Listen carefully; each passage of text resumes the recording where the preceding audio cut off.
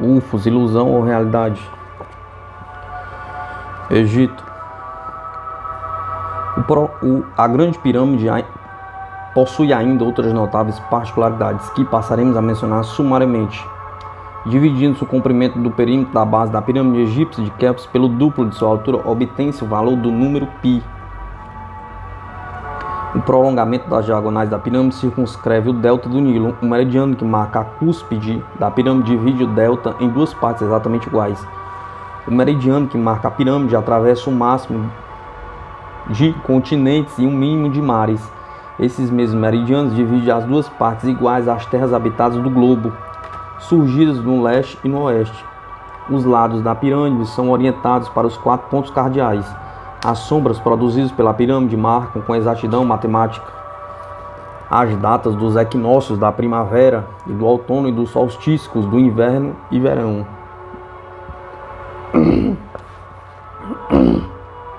As pirâmides ainda são um mistério indecifráveis, como a própria esfinge que parece vigiá-las.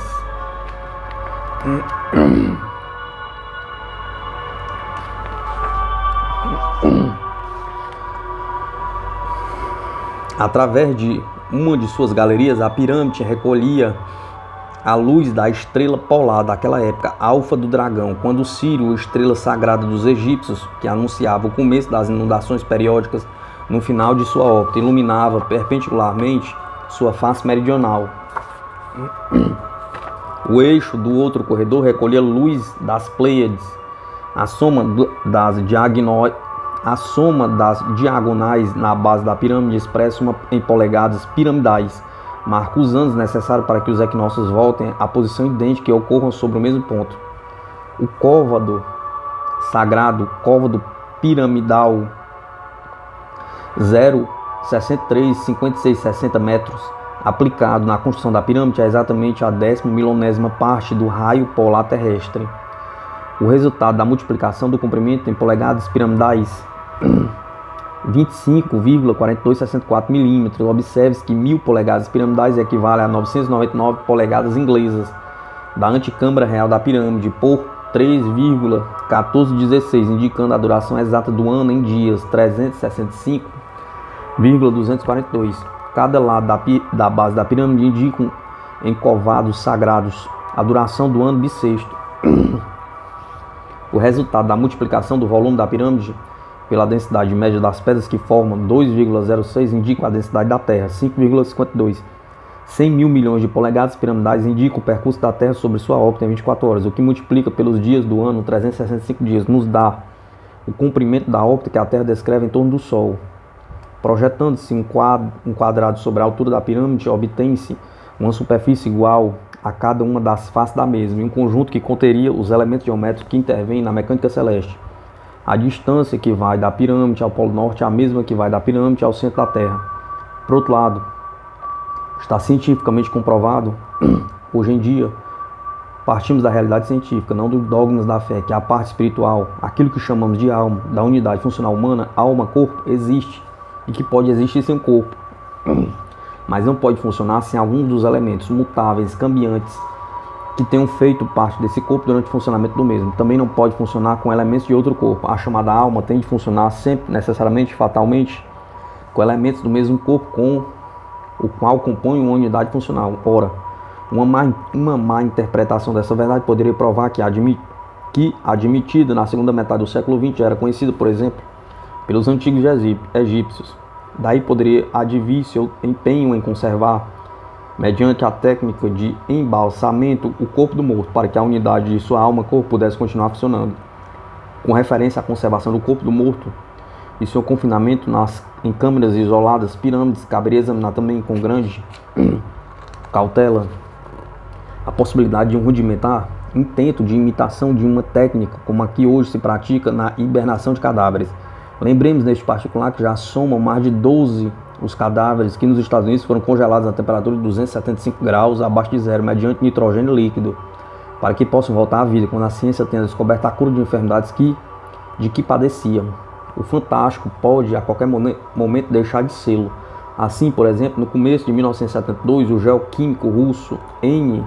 Chudinov que estava tentando descobrir o motivo pela qual certas antigas amostras de potássio assumiam uma coloração avermelhada, deparou-se com a surpresa de ter devolvido a atividade à faculdade de reprodução a bactérias que tinham vivido há 250 milhões de anos. O Dr. Cyril Fonaferman, da Universidade de Maryland, reconheceu após esse fato que alguns micro-organismos podem sobreviver sob condições extremas e que a passagem do tempo deixaria de ser um fator para a conservação de sua vida, caso as condições para a preservação desses organismos fossem adequadas. E tem mais. Também, em começo de 1972, o professor Konnikova e seus colaboradores do Instituto Vichensky de Moscou conseguiram restabelecer a síntese das proteínas no cadáver de um coelho entre 30 e 60 minutos após a parada de respiração. Quase não resta mais proteína nos órgãos e nos tecidos. A mencionada equipe conseguiu, mediante respiração artificial, restabelecer a síntese das proteínas em todo o corpo, embora só muito fracamente no braço e no cérebro. A equipe, porém, congelou outro coelho imediatamente após a sua morte, transferindo sangue a 9 graus. 60 minutos após a morte, a temperatura do animal caiu para menos 26 e menos 24 graus. Logo depois foi reaquecido e reanimado. Injetaram-se aminoácidos em sua circulação e tiraram a amostra dos tecidos para medição de proteínas e de radioatividade. Comprovou-se que a síntese das proteínas tinha sido restabelecida na ocasião em todo o corpo. Todas as funções vitais foram restauradas, inclusive as funções motrizes. Contudo, ainda é muito cedo para extrapolar tais sucessos no domínio da ressurreição humana. O maior espetáculo é a deterioração irreversível do cérebro. O maior obstáculo é a deteriorização irreversível do cérebro, que atinge o seu máximo entre 3 a 6 minutos após a parada da respiração e da circulação. Resta ainda considerar um congelamento imediato do cérebro. É o que estão estudando os investigadores soviéticos no Instituto de Semicondutores da Academia de Ciências, desta feita para atenuar os efeitos de traumatismos cerebrais graves. Mas já em abril de 1973, cientistas alemães descobriram, após uma série de experiências realizadas com animais, que as células do cérebro podem recuperar sua função depois de que a irrigação sanguínea tenha sido interrompida durante 1 hora. Chegou a esta conclusão um grupo de neurologistas do Instituto Max Planck de Colônia. Após vários anos de investigação, um grupo dirigido pelo Dr. Konstantin Rosman, trabalhando com macacos e gatos, conseguiu reativar novamente a irrigação cerebral depois de 1 hora de interrupção de fluxo sanguíneo. Os animais recuperaram sua capacidade normal de reação. O diretor da seção de neurologia do Estado do Instituto, Zezuki, está convencido de que tal descoberta feita com animais poderá vir a ser aplicada com sucesso no homem. Já se disse que a princípio os antigos adoravam um disco porque alguém havia descido em aparelhos redondos vindos do céu e que mais tarde a imagem passou a ser representada pelo Sol e pela Lua, que eram os discos que diariamente cruzavam os céus. Já no Egito voltamos ao Livro dos Mortos e às palavras de Nu, o vitorioso chanceler-chefe.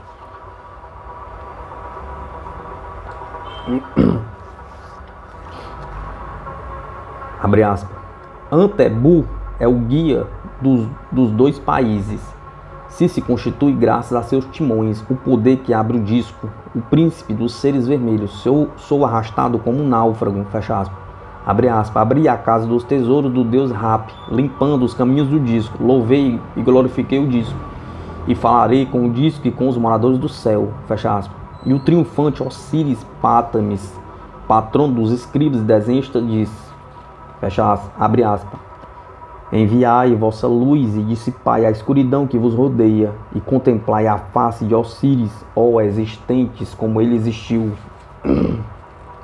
E exaltai aquele que reside em seu disco, venceste a teus inimigos, ó tu que reside em teu disco, deixei-me subir a bordo de tua embarcação, ó Ra.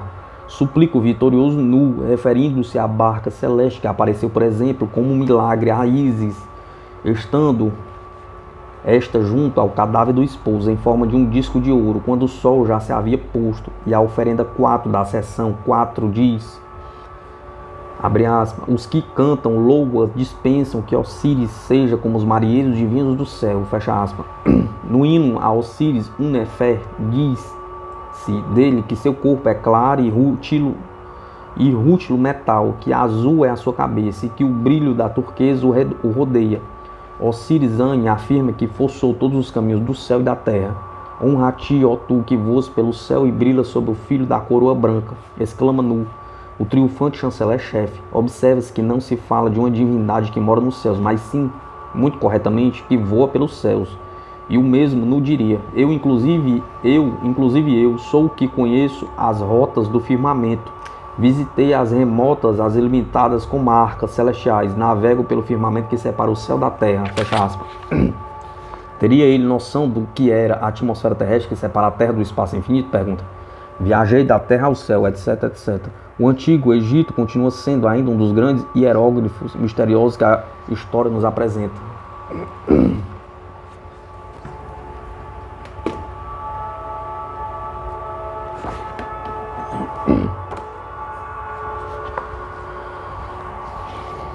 Que fundamento, pergunta-se Colossino, tem a inscrição egípcia que descreve o salvamento de um rei no ventre de um pássaro branco que desceu do céu com um rastro de fogo? Pergunta.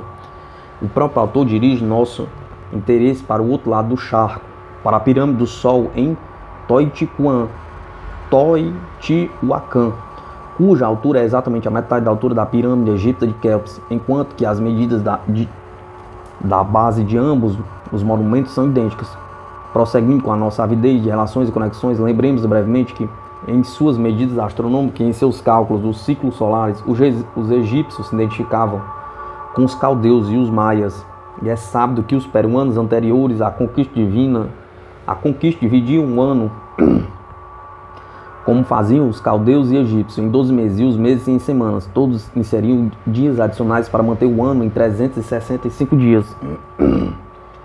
E que é a média solar. Os mexicanos acrescentavam 5 dias intercalados, e os egípcios, no templo de Amopis I, faziam exatamente o mesmo. Cabeceira opina que o ano mexicano começava a 26 de fevereiro e que esta data coincide com o começo do ano do Antigo Egito. Recordemos ainda que o alfabeto maia egípcio possui muitos caracteres semelhantes, que os maias deformam o crânio, tal como faziam os egípcios, que em Tula, cidade que, como já dissemos, era dedicada a Quetzalcoatl, existe uma coluna esculpida que recorda os monumentos megalíticos egípcios, mas prometemos citar somente alguns poucos exemplos, suficientes para aguçar o interesse do leitor. Adotado este mesmo critério, passaremos a enumerar outras circunstâncias no âmbito religioso que poderiam facilmente ser focalizadas como extraterrestres. América.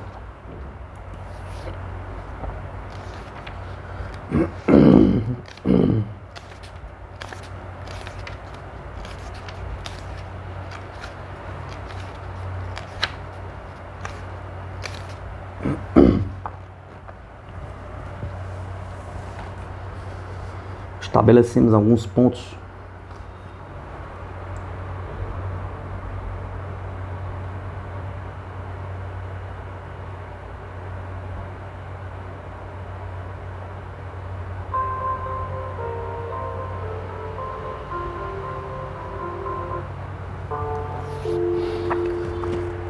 de contato entre o Antigo Egito e a América pré-colombiana. Fiquemos, portanto, nesse continente.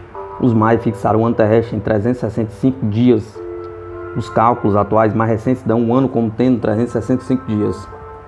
Donnelly observa que a primeiro exame podem identificar na língua maia mais de 300 palavras gregas com o mesmo significado que tem em grego.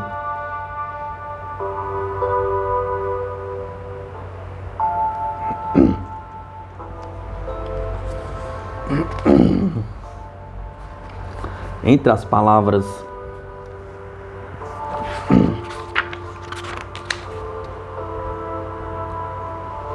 o professor Melgar faz comparações entre as palavras chiapanecas e hebraicas e também entre as palavras maia e o acádio caldeu e do maia com o japonês, do maia com o português. Entre as palavras indígena americana pode-se descobrir termos gregos, hebraicos, egípcios, chineses, japoneses e indianos. Humboldt já havia observado que a maioria dos nomes dos 20 dias empregados pelos astecas são os de um zodíaco usado desde a mais remota antiguidade pelos povos da Ásia Oriental. Sander acrescenta que Deus em grego é Zeus ou Teus, e no idioma náutico Etel, os astecas chamavam Cortes de Telo, Teotihuacan, e chamada a cidade dos deuses, Iu e Teocalim é o santuário. As teorias sobre o desaparecimento continental da Atlântica não apresentam como ponte natural entre as culturas americanas, europeias e asiáticas. Mas da Atlântida terrestre desaparecida, dificilmente poderia surgir os OVNIs que foram vistos posteriormente e continuar a ser vistos em nossos dias. De Teotihuacan, já dissemos e comentamos que era o lugar onde a pessoa se converte em Deus. Colosimo cita uma fábula que menciona um monstro de metal que expele fumaça pelo nariz.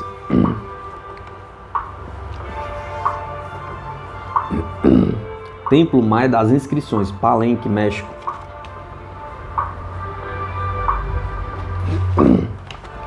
Falamos também de Quetzalcoatl. E como Quetzalcoatl se identificava Viracocha, o grande deus branco, o deus que trouxe ensinamentos, leis e técnicas e que desapareceu prometendo voltar. Pedro Pizarro menciona como o descendente direto, segundo os indígenas, do deus Sol, pai dos Incas, a quem enviou em tempos índios um dos seus filhos a uma de suas filhas para proporcionar-lhes conhecimentos. Os Incas reconheceram como divinos a estes enviados por suas palavras e por sua pele clara. Assim os espanhóis foram tomados por divindades e acolhidos com a palavra Viracocha. Trata-se de um fenômeno que ocorreu a Colombo, a Cortés e a Pizarro. O próprio Colombo menciona em seu diário, em data de 6 de novembro de 1492, que os seus mensageiros foram jubilosamente recebidos e hospedados nas casas mais luxuosas, honrados como divindades, e que alguns indígenas lhe pediram que o levasse consigo ao céu dos imortais. Antes, 14 de outubro, Colombo escrevia em seu diário, abre aspas,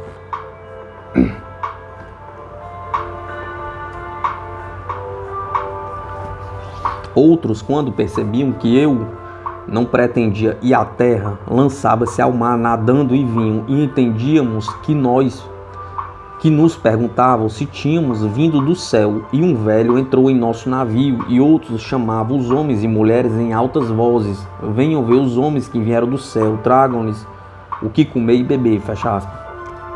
Cortés venceu aos índios, entre outras coisas, em virtude de 3 coincidências, para ele feliz, e que serviram para abater o ânimo dos indígenas com a convicção de sua própria derrota inevitável. O emblema de Cortés era a cruz, que para o índio era o emblema de Quetzalcoatl. Os homens de Cortés eram brancos e barbudos, como os deuses mencionados nas lendas indígenas, e Cortés desembarcou no ano de 1519, que era o ano Actal, consagrado a Quetzalcoatl, e diria que na conversa que teve Moctezuma com os caciques de toda a terra que tinham mandado chamar,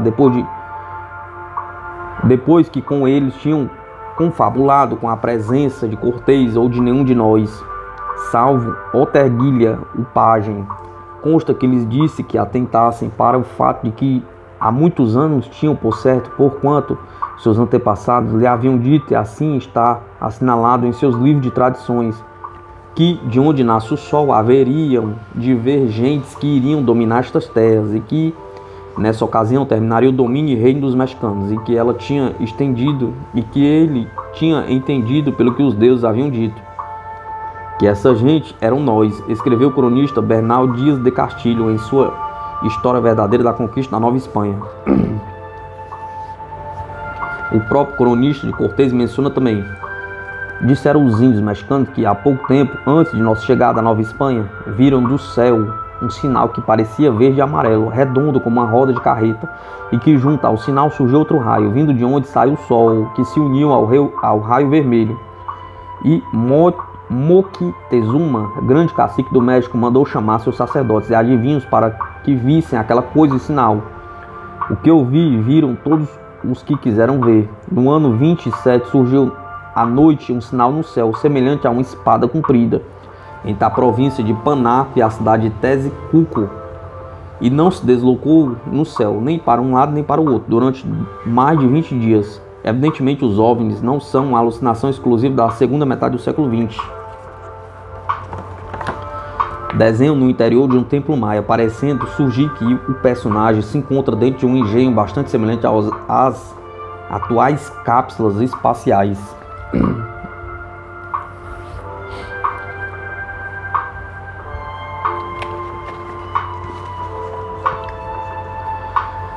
Colosimo nos lembra que Fernando Pizarro, irmão de Francisco, que partiu do Panamá e chegou a Coaque, Peru, em 1531, abre aspas, conseguiu sua primeira e efêmera vitória graças a 3 fatores: a pele branca dos invasores, seus cavalos, e o ribomar dos canhões. Naquele tempo, os cavalos eram desconhecidos na América, e o mesmo se aplicava aos canhões. Assim explicam os historiadores tradicionais a fuga dos índios de Coaque. Não bastante, os investigadores mais acessíveis a ideias novas observam 2 coisas: as lendas locais faziam referência a ruídos estrondosos e desmedidos, muito anteriores à conquista espanhola, e em segundo lugar, que os cavalos existiriam na América Meridional antes de serem reintroduzidos pelos europeus. Com efeito, vêem-se reproduções de cavalos em numerosos desenhos do Amazonas, inclusive com celas e carros. Em 1938, J. Bird descobriu na caverna de Paliaique restos humanos sepultados junto com ossos de cavalos que datavam de 9.000 anos. Dianas e Eric von Däniken relatam que na lenda inca de Tiahuanaco se fala de uma nave dourada procedente de grande estrela brilhante, segundo diz Garcílio de la Vega, da qual surgiu Orejona, assim chamada, em virtude de suas grandes orelhas, que construiu com pedras negras procedentes de seu planeta. O primeiro templo na Ilha do Sol, Orejona, devia cumprir a missão de converter-se em mãe da Terra. Teve 70 filhos terrestres e tornou a voltar para as estrelas. Estaríamos diante de uma lenda hermética americana pré-colombiana? Pergunta. Quando falamos de ser divino surgindo de ovos, mencionamos, entre outras coisas, as festividades em homenagem a Ceres em Roma. Acontece que Isis era a Ceres egípcia. Sabemos que a deusa Isis é a mãe de todas as coisas que ela carrega no seu seio e que só ela é a dispensadora da revelação e da iniciação. Escreve Fulcanelli e acrescenta em outro trecho: Isis, Ceres, Cibele, 3 cabeças sobre o mesmo véu singular. Analogia hermética. Cibele, mãe dos deuses, era adorada em Pesinofonte, na Frígia, sob a forma de uma pedra negra que se dizia ter caído do céu. Tal como a Caaba, os habitantes do país de Sabá ou Caba eram os próprios cabalistas. Temos essa famosa pedra negra caída do céu. Negras eram também as pedras trazidas do céu por Orejona, na lenda inca. E tudo isso nos faz pensar nas virgens negras. Lemos em O Mistério das Catedrais. Antigamente, as câmaras subterrâneas nos templos serviam de moradas às estátuas de Isis, as quais se transformaram por ocasião da introdução do cristianismo na Gália. Nessas virgens negras, de resto, o simbolismo é idêntico.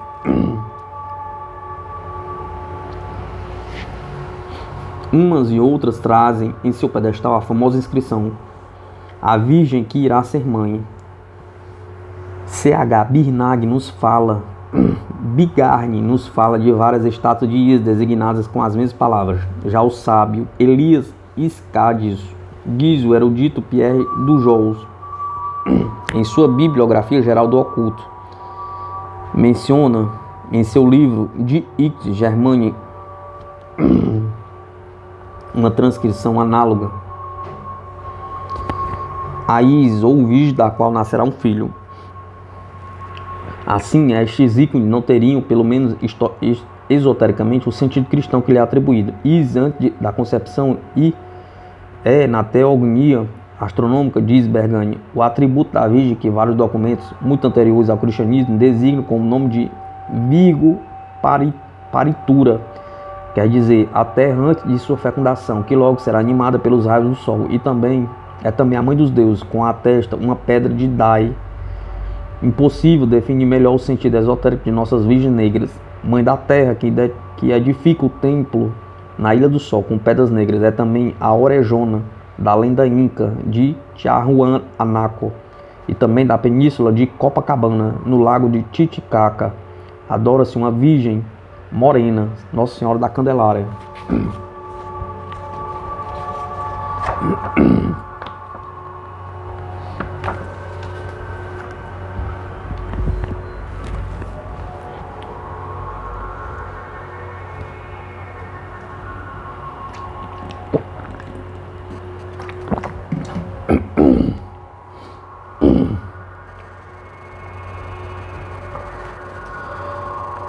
Mas a continuarmos assim, logo nós veríamos imersos no hermetismo. Ponhamos, portanto, um ponto final neste assunto.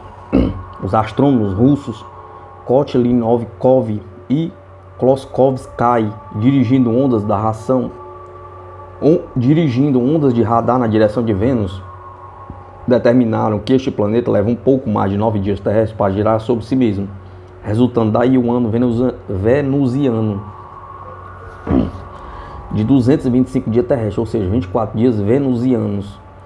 À vista destes dados, o físico Alexander Kazantsev, diretor do serviço de foguetes do Instituto Astronômico de Moscou, examinou o calendário que figura na Porta do Sol, em Tiahuanaco, a 5 km do sudoeste do lago Titicaca, observado que o mesmo apresenta um ciclo de 12 unidades, 10 das quais subdivididas em 24 partes e 2 restantes em 25. Se os 290 dias correspondem exatamente a um ciclo de 12 anos, seria necessário então, observa Kazantsev, que de cada 12 anos de Vênus, 10 tenham 24 dias e os anos restantes 25 dias. Desse modo, haveria uma exata coincidência com o calendário de Tiahuanaco. E ele se indaga: mas como pode o calendário de Vênus ser conhecido na antiguidade? Pergunta. Quem eram os filhos do Sol, vindos do céu, que, segundo a lenda, o construíram? Pergunta. O professor Marcel Romet, arqueólogo de São Paulo, se indaga porque na planície de Nazca, no Peru, foi construído um grande zodíaco de 20 km de diâmetro, o qual só pode ser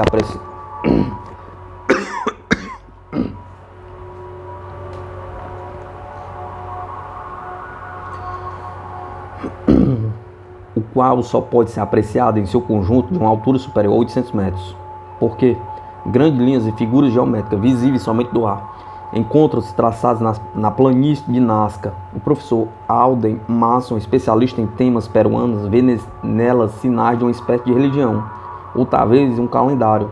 Eric von Däniken identifica-os com as pistas de um cosmoporto ou aeroporto vinculado a elas, como sinal guia.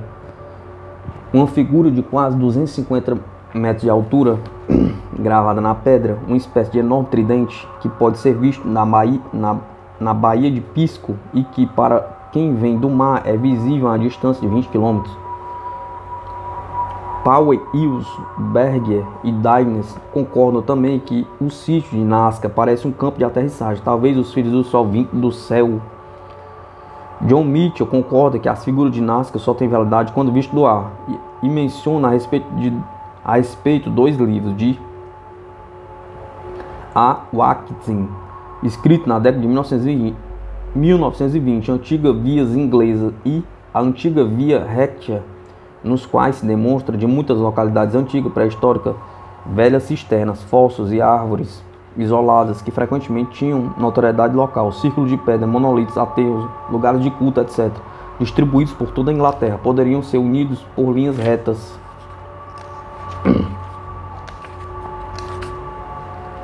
Traçadas sobre o mapa, formando assim o que ele chama de leis, que para Mitchell só tem sentido com as figuras de Nazca quando visto do ar em seu conjunto.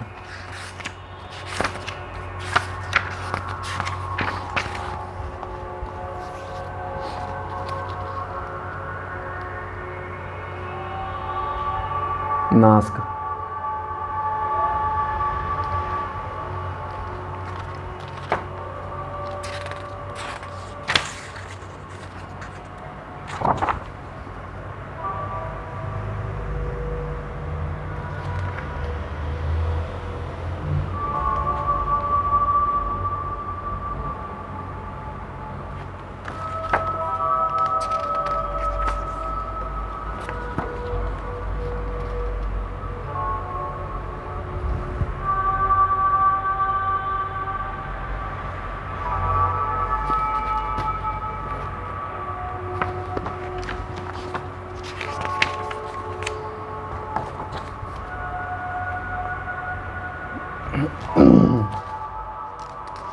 Eric von Däniken menciona que no altiplano do Peru foram encontradas adorno de platina, metal cuja manipulação requer uma temperatura mínima de 1800 graus. Como os primitivos habitantes do Peru obtinham essa temperatura? Pergunta.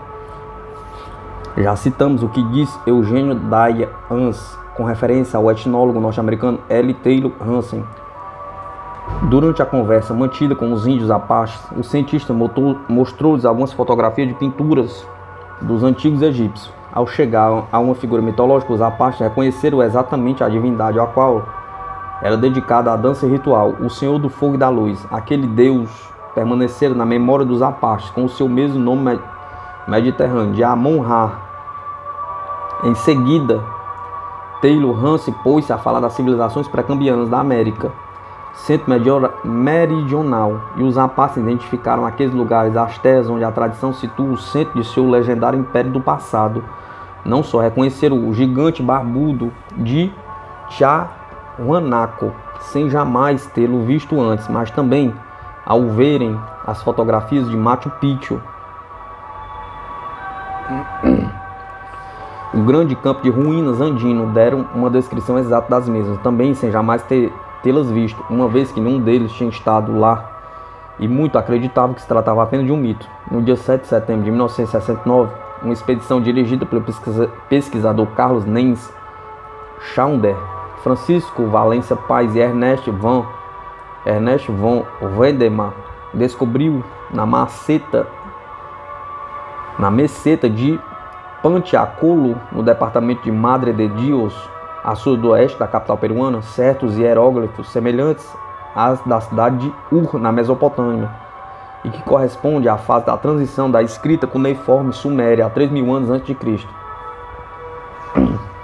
Os escritos ou hierógrafos estavam gravados sobre uma superfície de 30 metros de comprimento e 2,5 de altura, e os pesquisadores sustentaram que, a provar a semelhança entre esses hierógrafos e a escritura suméria de Ur, teríamos de admitir que ambas as escrituras têm a mesma origem e igual antiguidade, que, por conseguinte, também na época pré-hispânica, uma cultura que conhecia a escrita habitou e percorreu as selvas peruanas.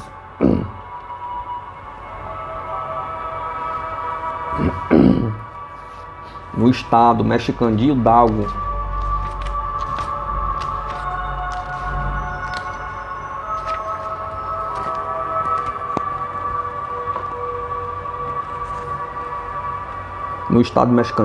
descobriram-se recentemente pinturas que datam do Paleolítico americano, ou seja, de 15.000 a 20.000 anos, nas quais, segundo alguns antropólogos e pesquisadores, há claros indícios de que se pretendeu representar a visita a nosso planeta de seres chegados de outras regiões do universo. Os antigos habitantes do Peru acreditam que o Sol era o primeiro de todos os deuses e que Tiki era o intermediário entre aquele grande deus e os homens. A tradição índia afirma que Tiki tinha a pele branca e uma grande barba, e que desapareceu navegando para a mansão do Sol. Um dos deuses das lendas polinésicas é o chamado Tiki, que em algumas ilhas é o principal e o mais poderoso. Dizem que é filho do Sol, e entre a Polinésia e o Peru encontra-se a ilha hoje chilena da Páscoa, a qual, descoberta no domingo de Páscoa de 1722 pelo holandês Roggeveen, continua sendo hoje, com os seus gigantes de pedra, um enigma a decifrar. Não entraremos em detalhes aqui, outros o fizeram. Entre eles 2 redatores de Paris, Matt Hubert Hengson e Tony Sauliner, que, tendo terminado seu amplo estudo sobre a Ilha de Páscoa, morreram no desastre que despedaçou o bote em que viajavam, procedentes de Caracas, no dia 5 de março de 1968. Pouco depois, o Dr. William Moore, na Universidade de Wingming, indagava como teria sido possível o surgimento de uma sociedade tão avançada na pequena e remota ilha, perdida no oceano. Abre aspas. A Ilha de Páscoa é um dos lugares mais isolados do mundo, diz ele, e no entanto uma população que nunca ultrapassou a cifra de 3 ou 4 mil habitantes encontrava tais contrastes de complexidade cultural, como textos que aparentemente não estão relacionados com nenhum material escrito no exterior, uma estrutura política capaz de planificar e coordenar as obras públicas, um sacerdócio organizado e um interesse sofisticado em relação aos fenômenos celestes, com equinócios e solstícios, fecha aspas. Segundo a teoria do Dr. Mullen, a ilha de Páscoa teria sido habitada há milênios por seres não terrestres. Vejamos outro exemplo de seres, ou somente de cabeças gigantes, escreve Mitchell. Abre aspas. No mais recôndito das selvas que se estende ao sul da Veracruz, no México, encontram-se colossais cabeças de pedra encimadas pelo que parece ser um capacete muito justo de aviador. Algumas delas parecem representar deuses dos Olmecas, raça misteriosa extinta há muito tempo, mas não se conserva nenhuma tradição que pudesse explicar seu significado. O mesmo pode ser dito de outras figuras mexicanas antigas, que lembram extraordinariamente um astronauta moderno com seu equipamento, fecha aspas.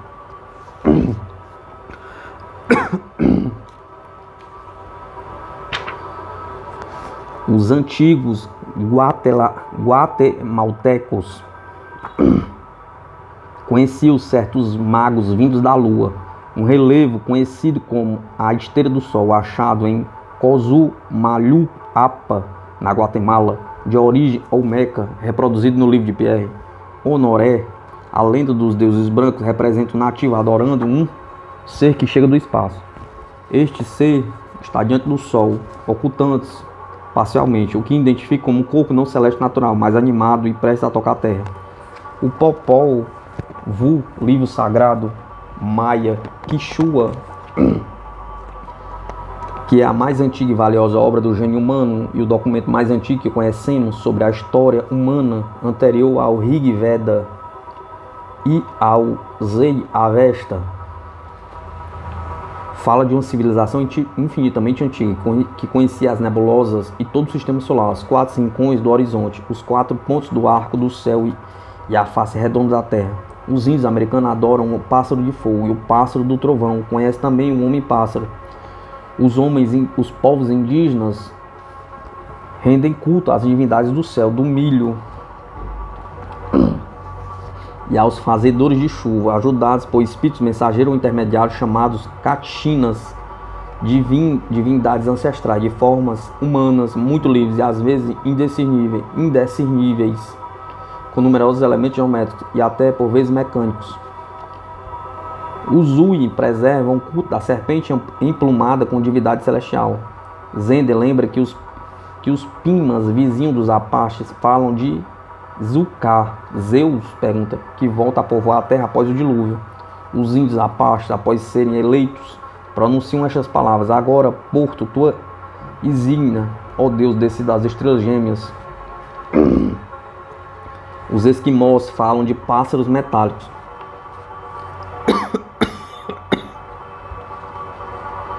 Tanto nas selvas da Guatemala e da Costa Rica, como na ilha de Malta, foram encontradas aglomerações de feras sumamente perfeitas, esculpidas em pedra, cujo diâmetro varia de 1 centímetro a 2 metros e cuja distribuição obedece a rigorosos critérios matemáticos. Teria sentido astronômico? Pergunta. Seguramente, já que algumas figuras parecem reproduzir, diz Colossinho, detalhes de constelações conhecidas, além de que essas esferas se relacionam, segundo as teorias mais audazes, com a representação de espirais que se repetem em quase todo o universo, na forma adotada na maioria das galáxias. Pergunta Colisomo. Como vieram os nossos antepassados a conhecer a estrutura das galáxias em espiral? Pergunta. Responde Alexander Kazantsev, divulgador científico russo. Abre aspas. Receberam noções astronômicas de cosmonautas extraterrestres que chegaram a nosso planeta em tempos muito remotos e deles aprenderam também que os astros têm forma esférica. Fecha aspas. UFOs, ilusão ou realidade?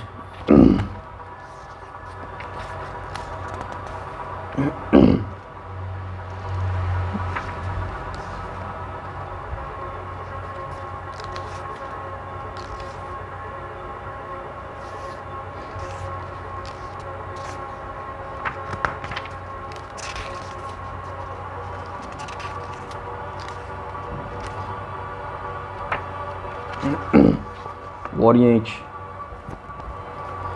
Na azura do Corão, intitulado O Astro, assim descreve a revelação desse livro sagrado.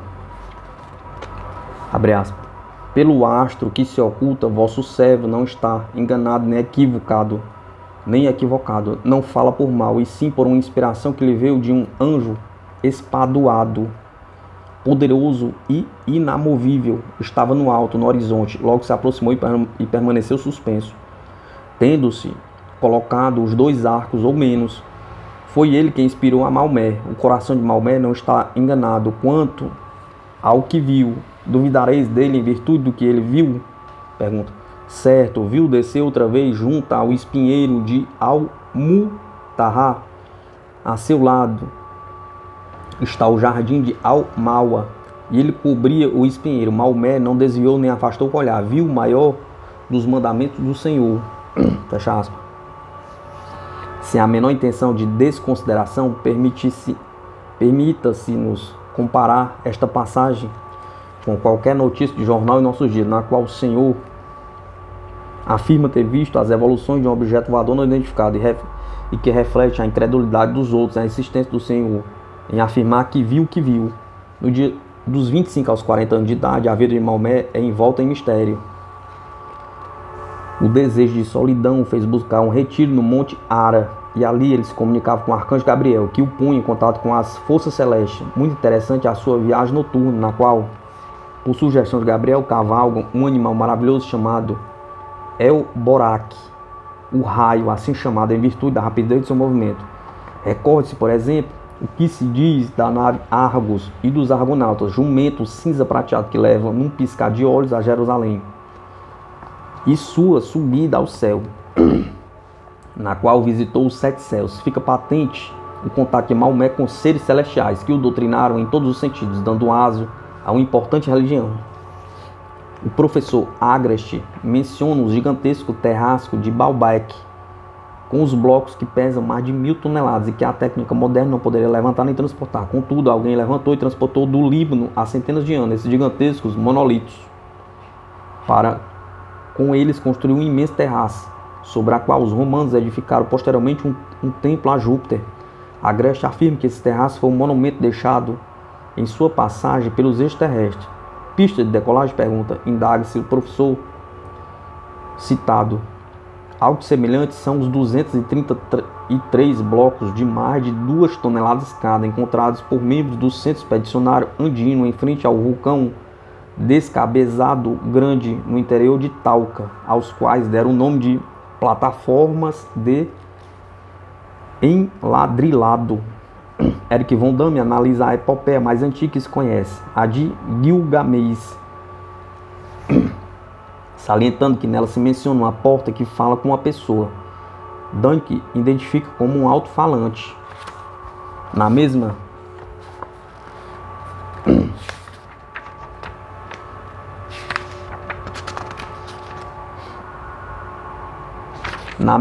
epopeia, o deus solar convida Enkidu para uma viagem espacial, na qual este tem a impressão de que o seu corpo passa como uma pedra. Efeito da aceleração no momento da decolagem? Pergunta. Para Dani, que sim. Que observa que as inscrições sumerianas mostram estrelas fixas e planetas com uma perfeição a qual os modernos não têm de acrescentar. Nada tem a acrescentar. Se conhecêssemos melhor a Suméria, escreve Wayne Chanvin, interpretaríamos melhor, sem dúvida, e mais facilmente a história do paraíso, cujo próprio nome, Éden, é sumério.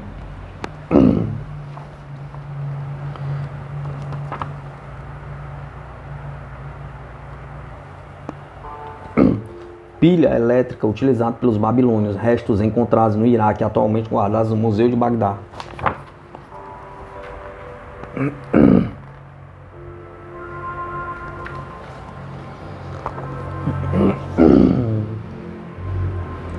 Wilhelm König, engenheiro alemão, identificou certas pedras chatas encontradas no Iraque e conservadas no Museu de Bagdá como pilhas elétricas, utilizadas 2000 anos antes de Galvani. O Tibete, por sua vez, parece ter sido testemunha e herdeiro de antigos contatos com seres não terrestres. Vejam-se, por exemplo, os livros do Jastado, de Lombsang Rampa, e também o citado A Volta dos Bruxos, de Power e Bergson, no qual os autores nos falam de subterrâneos de Potala, reduto de conhecimentos tecnológicos, metafísicos e parapsíquicos, etc. Também falam de Kangyi, ou escrituras tibetanas, que abrangem uma centena de livros de telepatia e de levitação dos carros dos deuses, dos símbolos chamados shortens, das cápsulas do tempo, etc. Dizem-nos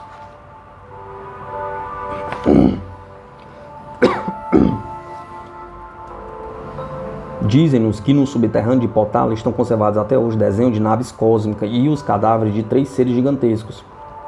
Os mandalas do Tibete, certas tribos australianas e os índios navajos americanos praticavam a pintura a seco, utilizando areia e o pólen. Essa pintura era feita pelos índios diante de seus altares para cerimônias religiosas. E os motivos eram geralmente divindades cujas formas derivavam das já citadas catinas, combinada com o símbolo de nuvem, raios, o sol, a lua, a montanha e os pés de milho. Em 1965, a revista alemã das Vegetarischen Universum anunciou uma sensacional descoberta feita por um arqueólogo chinês na fronteira entre o Tibete e a China, na zona montanhosa da Baiana Carauau, cheia de cavernas. Os geólogos vinham encontrando a vários luxos uns discos de pedra, 716 até a data, com hieróglifos a princípio inteligíveis. Todos possuem no centro, diz o artigo de Vyacheslav Zaitevsky, publicado na revista russa Sputnik, número especial de 1968, como os discos de vitrola, um artifício na qual parte em espiral uma ranhura dupla que vai até o perímetro da lâmina. Após 23 anos de estudo, a decifração foi tão surpreendente que a Academia da Pré-História de Pequim proibiu a princípio sua publicação, suspensa a proibição. Veio à luz escrita pelo professor Tsun Nui e 4 arqueólogos chineses, uma obra com o título As Escrituras Gravadas falam de naves cósmicas existentes há 12 mil anos. A este respeito, lemos em discos voadores da antiguidade de Daenerys, abre aspas, na composição da pedra dos discos abunda o cobalto. As pedras têm vibrações especiais, como se em outra época tivessem sido parte de um circuito elétrico e tivessem estado carregadas de eletricidade. E além disso, exumaram-se tumbas datadas de 12 mil anos, que contêm os restos de estranhos personagens de pequeno porte, mas com cabeça grande. Velhíssimas lendas chinesas falam de um povo de anões, doentes e pálidos, que haviam caído das nuvens, eram deformados, com cabeças descomunais e débeis de corpo. Certos hieróglifos da tribo Han relatam o caso de naves cósmicas sinistradas. Observe-se que em Yakutsk, na Sibéria Oriental, foi descoberto o crânio de um bisão que viveu em 30 mil a 70 mil anos atrás, cuja testa tinha um orifício redondo no centro, de corte tão perfeito que os sábios acham que foi feito por um projétil. Hipótese que encontra apoio na existência no British Museum de um crânio pré-histórico atravessado pelo que parecem ser 2 orifícios de bala. John Michell afirma sobre a mitologia oriental, abre aspas, contém muitas referências aos discos voadores dos deuses e outros objetos maiores que surgiram no céu, descritos nas lendas como enormes montículos que voavam como um pássaro e causavam grandes danos ao pousar na terra. Na literatura pós-védica, Vishnu tem o seu próprio veículo chamado Garunda, ou seja, a grande ave. Indra, o deus supremo dos Vedas, cruzava os ares em um carro de ouro, sendo frequentes as representações do mesmo no interior desse veículo discoidal.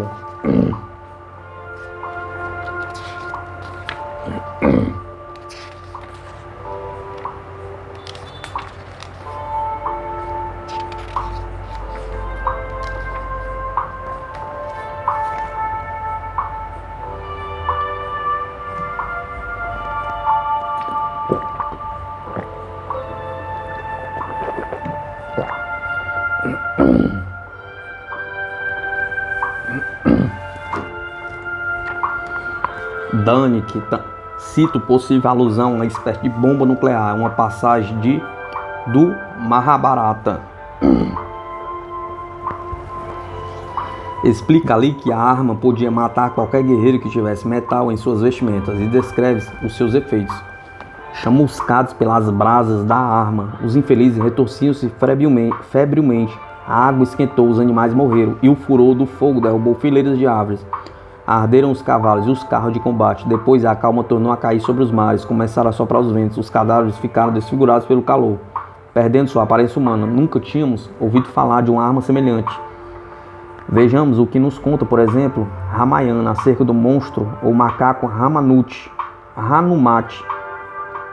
Citaremos somente algumas amostras retiradas da Sarga 1 do Sundarakunda, que narra a partida de Hanumati, disposto a descobrir o paradeiro de Sita, esposa de Rama, que tinha sido raptada por Ravana, a qual levara a pelos ares num carro mágico.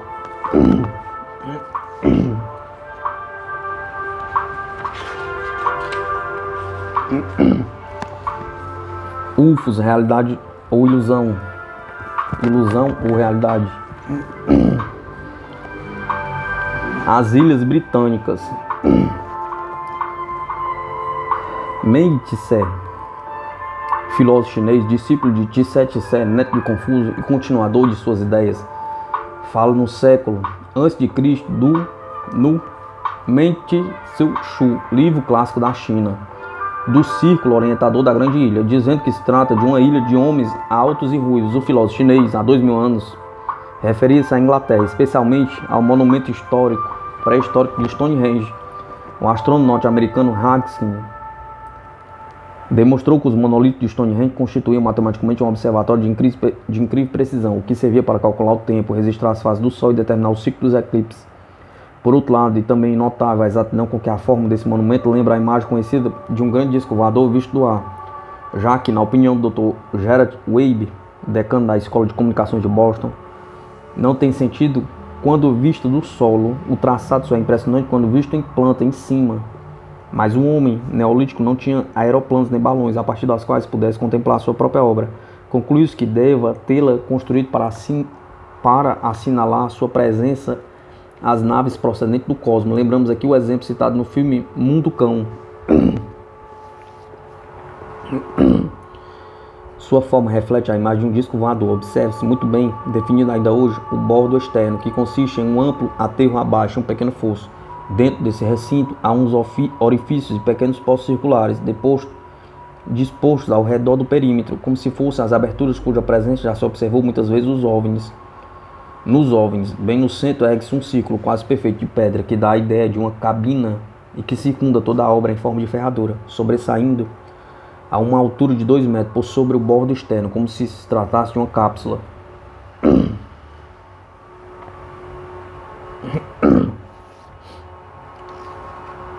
O Mundo Clássico e outros.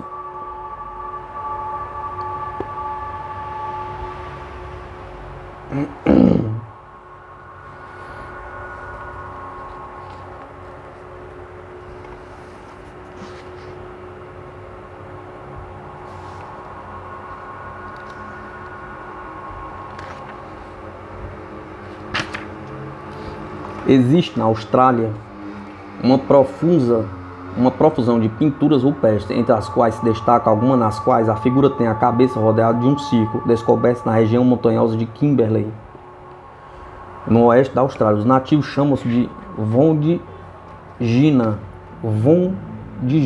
e afirmam que são as únicas pinturas não realizadas por eles, pelos de sua raça. Para eles são figuras extraordinariamente sagradas, e observa que a ausência da boca que neles se nota é um traço comum de todas as Vondigina. Seria algum tipo de máscara? Pergunta.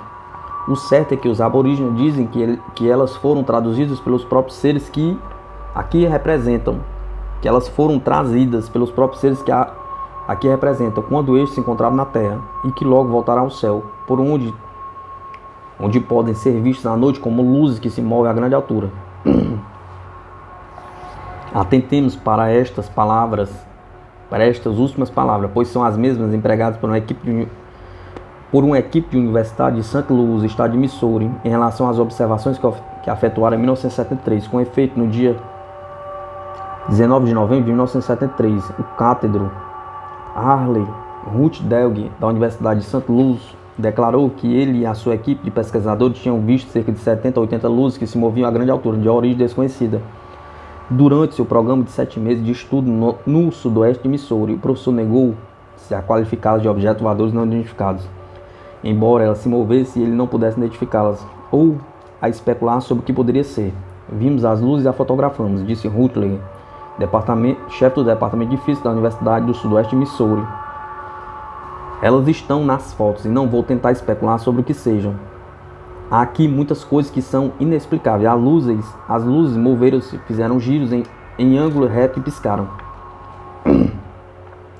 Acrescentou que o seu estudo talvez fosse o primeiro a ser realizado por cientistas e pesquisadores. A equipe de Rutledge tinha iniciado sua investigação no dia 16 de abril de 1973 em Piedmont, depois de haver se comentado na região o surgimento de vários objetos voadores não identificados. Faziam parte da equipe vários membros do corpo docente, estudantes de física, pilotos, um cátedro de ciências e membros do Clube de Astronomia do Sudoeste de Missouri. Entre 38 das 78 noites de vigília, a equipe informou ter visto luzes de origem inexplicável. A equipe refutou todos os informes de discos voadores, comentados pelo público, em sua maioria luzes de aviões e faróis de automóvel, mas tem catalogado cerca de 70 luzes de origem desconhecida. Voltando aos aborígenes australianos, surpreende, por exemplo, dado o primitivismo dos mesmos, a existência dos famosos boomerang, que decididamente não se coaduna com o seu nível cultural atual. O boomerang é fruto do estudo profundo das leis da aerodinâmica, e os mesmos aborígenes nos surpreendem por suas extraordinárias regras sagradas para ele, de higiene, genética e proteção da caça. Regras que ele diz ser o legado de uma raça superior. Pinturas rupestres representando seres de configuração humana, levando à cabeça o que parece ser escafandros, foram descobertos no Saara, na ondulação do terreno conhecido como Jabarém.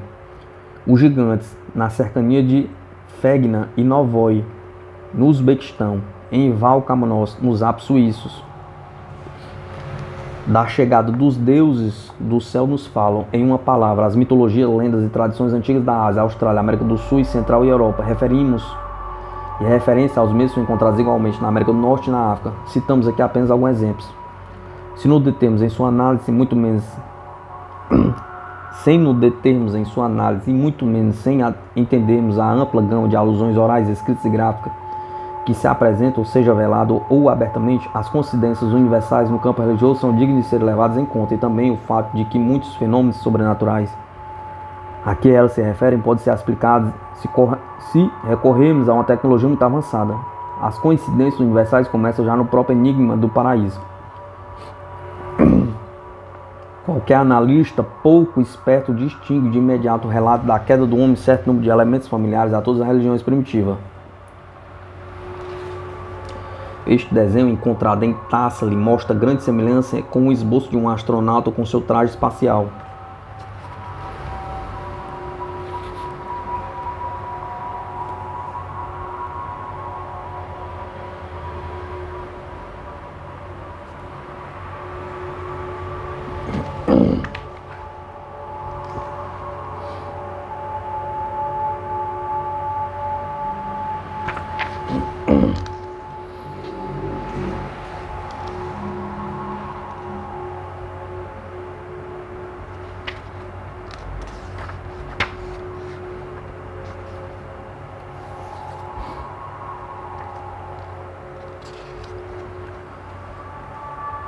Os cientistas encontram explicações fáceis para a maioria dos incidentes de UFOs em termos de fenômenos físicos conhecidos, tais como os corpos celestiais e ocorrências elétricas na atmosfera, o desvio de raios luminosos e balões meteorológicos. Enquanto isso, porém, a complexidade dos fenômenos dos UFOs vem provocando uma abordagem relativamente nova no tocante da questão de sua realidade. Teriam os fenômenos de UFOs alguma relação com muitas experiências psíquicas e paranormais relatadas por seres humanos ao longo de toda a história? Pergunta. Certamente os relatos desses estranhos objetos, de seus esquisitos ocupantes, que às vezes transmitem mensagens sociais aos seres humanos, tem o seu conteúdo mítico e frequentemente visionário. Em seu livro Passport of Magonia, Jacques Vallée, técnico em ciência de computação e estudioso de ufologia, traça diversos paralelos entre os mais antigos de todas as culturas e as atuais histórias de UFOs, e prossegue sugerindo que as experiências de UFOs são de natureza paranormal e constituem o equivalente na era espacial de um fenômeno que assume diferentes formas em diferentes contextos históricos. Diz Vallée que a vida humana é controlada pela imaginação e pelo mito, que as experiências paranormais são os meios pelas quais as ideias do homem a respeito de si mesmo e do universo em que vive são constantemente moldadas. Essa experiência, acrescenta ele, torna-se especialmente importante em épocas de tensão social. Em sua opinião, o fenômeno UFO é o instrumento atual desse sistema de controle. O grande mistério é se esse controle é parte da constituição genética do homem ou se ele é imposto de fora, através da intervenção estranha a ele. O psiquiatra Jung, de renome mundial por suas teorias a respeito da psique humana, propôs também uma explicação supranormal dos UFOs. Num livro publicado em 1958, Fly Source, A Modern Myth of Things Seen in the Sky, Jung sugeriu que o fenômeno UFO é uma manifestação do inconsciente coletivo do homem, um repertório de imagens e impressões arquétipas que vem à tona sob a forma de símbolos. Ou o Jung falando besteira, dizendo que os UFO é um histeria coletiva. Sonhos imitam e predispõem o homem a produzir ideias muito semelhantes, independentemente do tempo ou espaço. Jung menciona o paralelismo entre um antigo símbolo religioso que ele chama de mandala, uma configuração circular que representa a ideia do universo, e a forma redonda da maioria dos UFOs. Jung considerava os UFOs como uma projeção psicológica das esperanças e temores dos homens num mundo crivado de incertezas. Assim, os UFOs, para ele, não tinham realidade física.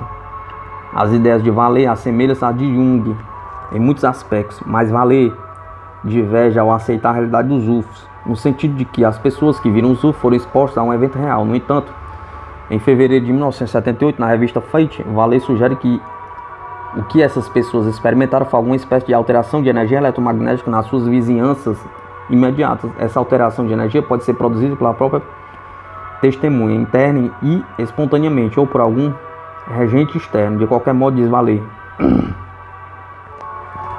o que elas nos dizem é que viram um disco voador. Ora, podem ter visto isso ou a imagem de um disco voador, ou podem ter sido vítimas de uma alucinação sob a influência da radiação de micro-ondas, ou uma de muitas coisas pode ter acontecido. O fato é que as testemunhas foram expostas a um evento e, consequentemente, experimentaram uma alteração de percepção altamente complexa que as levou a descrever o objeto ou objetos que figuram em seu testemunho.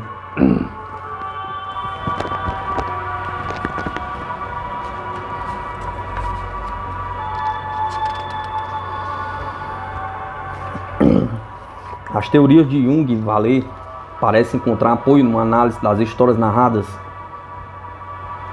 por pessoas raptadas por UFOs, submetidas à hipnose. Todos os que experimentaram perda de noção do tempo foram capazes de lembrar todos os detalhes de sua estadia a bordo de uma nave extraterrestre. Embora os detalhes dos seus relatos variam muito, descrevem uma sequência análoga de eventos. A pessoa vê uma luz brilhante, é guiada até a nave, muitas vezes em estado de semiconsciência, quase incorpóreo, passa por um exame físico, entra em contato telepático com os extraterrestres e finalmente volta para casa. O que é verdadeiramente fascinante é que a mesma sequência de eventos é narrada por pessoas hipnotizadas que jamais tiveram encontro com um UFO. Enquanto o médico simplesmente lhe pede que imagine tal encontro, isto de modo nenhum invalida o testemunho das pessoas que tiveram um encontro real. Antes, sugere que a mente humana é programada para pensar de certa forma sob a ação de certos estímulos. Aparentemente, qualquer número de estímulos pode produzir um determinado estado de consciência suscetível de experiência de natureza dos UFOs. Esse estímulo pode ser drogas que alteram o estado mental do indivíduo, em quase encontro com a morte, talvez a carga física de um relâmpago ou um encontro físico verdadeiro com um disco voador. Os eventos descritos por pessoas que retornam ao estado normal de consciência, emergindo de um quase-morte, de um estado alucinatório ou hipnótico ou de um transe religioso, são espantosamente semelhantes, incluindo a luz, o guia, o adjuntor, o exame, as mensagens, etc. Tudo isso sugere a possibilidade da existência de alguma matriz comum na mente humana que pode ser acionada para permitir experiências paranormais do tipo do UFO. Até que ponto essas experiências podem ser chamadas de reais é uma questão de semântica. Não bastante, a teoria paranormal proporciona uma nova maneira de encarar aquilo que continua sendo um fenômeno inexplicável. A ideia de que a Terra está sendo ou já foi visitada por seres inteligentes oriundos do espaço exterior é vista com ceticismo pela comunidade científica. Tais visitas são altamente improváveis, segundo alguns astrônomos, embora eles digam também que é muito provável que existam civilizações avançadas entre os bilhões de galáxias no universo. Em nossa própria galáxia, a Via Láctea, existe talvez 200 bilhões de estrelas, das quais uma pequena fração provavelmente possui planetas nos quais a vida é viável. Em algum desses planetas não é improvável que seres inteligentes tenham surgido e desenvolvido civilizações com tecnologia superior à nossa. Em seu livro The Cosmic Connection, o astrônomo Carl Sagan faz uma estimativa otimista de que a Via Láctea pode existir milhões de tais casos. Então, por que a falta de provas concretas, os cientistas relutam tanto em acreditar que naves interestelares tenham visitado a Terra? Pergunta. Em primeiro lugar, porque mal acabamos de anunciar nossa existência pelo rádio há uns 30 anos ou mais ou menos ao resto do universo. Viemos na periferia da galáxia e os nossos vizinhos mais próximos podem estar a centenas de milhões de anos-luz de distância. A boa notícia irá levar ainda algum tempo até chegar até eles. Por sua vez, eles provavelmente responderiam pelo rádio, mas é possível que possuam a tecnologia para viajar a velocidades próximas da luz e decidam dar um pulinho até aqui para nos ver de perto. Ainda assim, seriam necessários alguns séculos ou milênios de tempo planetário para que as suas naves nos alcançassem, regressassem ao seu ponto de origem. Além disso, a noção de que seres inteligentes oriundos do espaço estão fazendo viagens diárias ou até mesmo anuais para nos ver é, no mínimo, presunçosa, dado 1 milhão de destinações possíveis onde civilizações avançadas poderiam ser vistas. Nosso planeta, com seus seres comparativamente primitivos, não pode ter muito mais que um interesse antropológico. Ainda assim, poderíamos merecer uma outra visita ocasional. Se for assim, o espaço deve conter um tráfego intenso de UFOs despachando-se em todas as direções. Mas um dos principais motivos pelas quais os cientistas se mostram tão céticos acerca dos visitantes de visitas terrestres aqui. Nas palavras de Sagan, os relatos de naves espaciais e de seus ocupantes são enfadonhos em sua falta de imaginação. Nossos relatos de encontros imediatos atribuem a esses visitantes a nossa própria tecnologia, ao passo que, como dizia Sagan, a tecnologia deles estaria tão além da nossa capacidade atual que nos parecia simples mágica. Além disso, os próprios ufonautas são demasiadamente semelhantes aos homens da Terra, embora as formas de vida em outros planetas do universo sejam provavelmente compostos de átomos e moléculas como nós. Diz Sagan que, dados os fatores aleatórios que operam no processo evolucionário, podemos presumir que qualquer ser extraterrestre seja inteiramente diferente de nós. Nem mesmo o menos imaginoso dos escritores de ficção científica sugeriria um humanoide tão desinteressante quanto os supostos ocupantes dos discos voadores. Por estas e outras razões, é difícil aos cientistas imaginar todos esses habitantes de estrelas entrando e saindo de nossa atmosfera de maneira irregular, atribuída aos UFOs. Igualmente difícil é supor que criaturas tecnicamente avançadas que tão convincentemente conquistaram o tempo e o espaço não consigam estabelecer contato conosco de uma forma mais eficiente. Diante de tudo isso, os ufologistas convictos respondem simplesmente que os métodos extraterrestres não são necessariamente os mesmos que os nossos e que, no que diz respeito aos crentes dos UFOs, suas visitas realmente parecem mágicas. UFOs, ilusão ou realidade?